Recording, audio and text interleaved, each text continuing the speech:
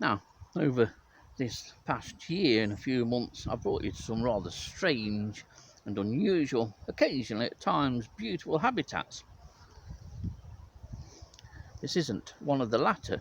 This is just a simple grassy public footpath which bisects a market garden in the town or village of Ordsall on the edge, indeed part of Retford.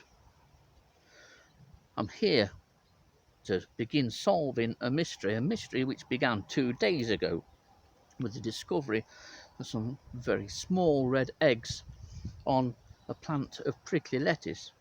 On subsequent searches, I found many more such clusters of eggs. I took photographs of them, thought I might be able to identify them, but I couldn't. So, 2 days later, I've come back to solve the mystery of the Ordsall eggs.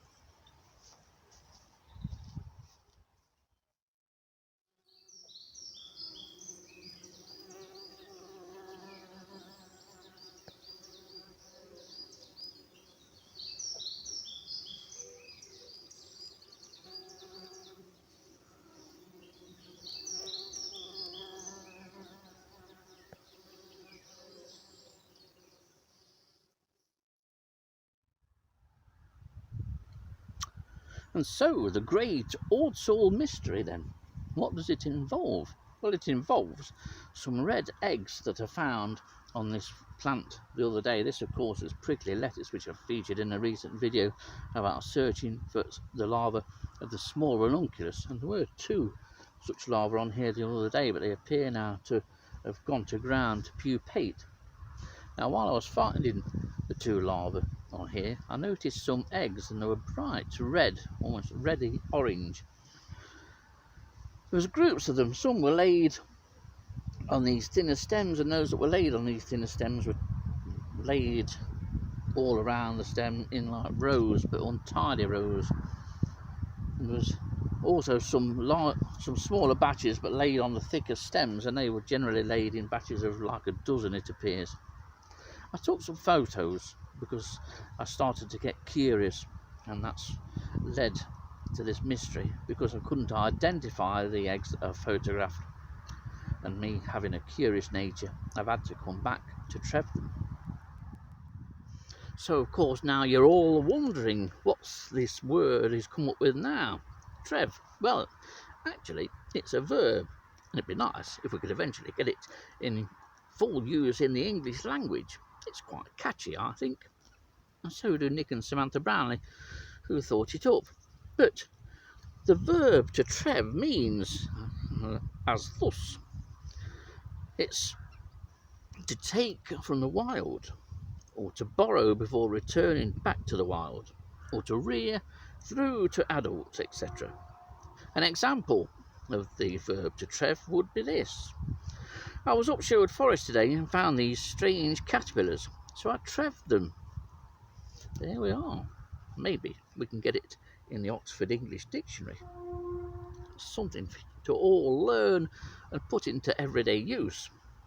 No doubt in 3 or 4 years' time, thieves up and down the country will be saying to the police, "It wasn't my fault, officer, I just trev'd it."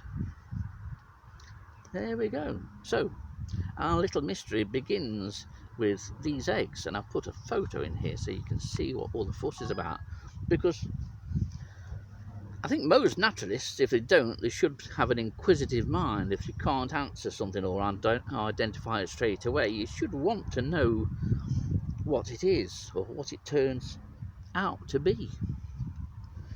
A lot don't now, not when you can Google it.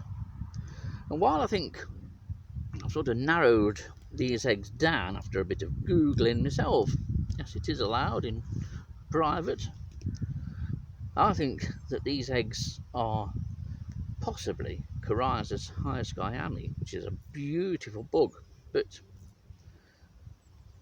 they might not be. I don't know, I might be way off the mark. But the idea is that it's going to be entertaining to find out.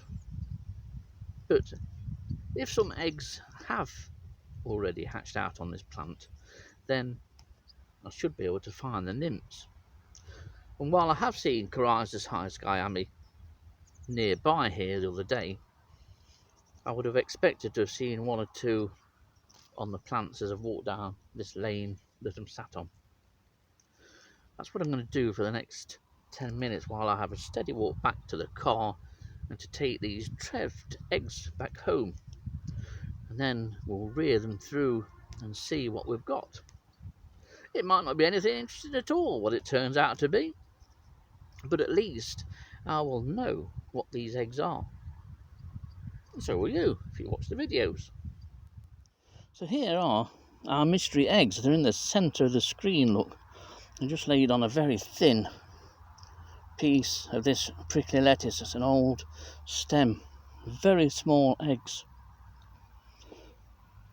These are still quite red. They may well be changing colour. But, I will take these home, and together in the next week or so we'll be able to determine and find out what these are. I find it great to take the time out to learn and discover what something is. Sometimes even deny myself the opportunity to Google it and research it that way and find out. Sometimes you need some mystery in life. This is mine for the next couple of weeks. Although, if and when they hatch, we will have a good idea straight away. It'd be nice if these do turn out to be the eggs of Coryzus highskyami, because I've never seen the nymphs of that before, and it's an absolutely cracking bug. Beautiful, and yet another recent colonist to Nottinghamshire. So we'll remove these eggs, take them home.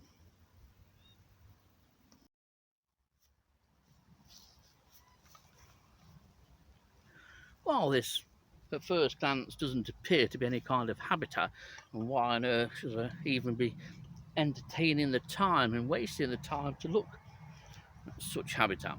But this potentially is great habitat. I would love to get in there. Why, you may ask? Well, with this being a market garden and selling produce and growing produce, it obviously imports some produce as well, and almost certainly also imports plants. Who knows what could come in with those plants? Hopefully they would avoid the pesticidal sprays. There's one good thing about here: they don't overdo the herbicidal sprays. In fact, I think that all herbicidal spraying is banned from here.